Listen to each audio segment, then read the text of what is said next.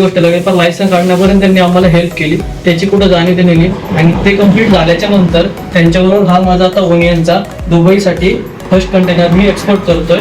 त्यांचे तिथे म्हणजे प्रोडक्ट सिलेक्शन असेल किंवा कोणत्या कंट्रीसाठी कोणतं प्रोडक्ट चूज करायचं, त्याच्यानंतर त्याची पॅकेजिंग आली, प्रोडक्ट साईज आली कोणती चूज करायची, तो फार्मपासून तो पोर्टपर्यंत कसा कोणत्या पद्धतीने एक्सपोर्ट करायचा, त्याच्यानंतर वेसल्समध्ये सर्चिंग म्हणजे तुमचं बुकिंग कसं करायचं, हे सगळं त्यांनी मार्गदर्शन केलं. आणि आज त्यांच्याबरोबर सक्सेसफुली हा माझा फर्स्ट ओनियन कंटेनर 20 किलो बॅगचा एक्सपोर्ट होतोय.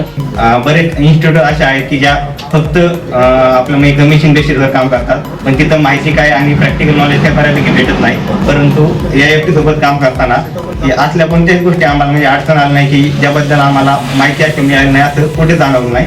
आणि या ठिकाणी आम्ही आता कांद्याचा कंटेनर भरलेला आहे आणि करण सरांनी त्याबद्दल आम्हाला म्हणजे भरपूर अशी माहिती दिलेली आहे.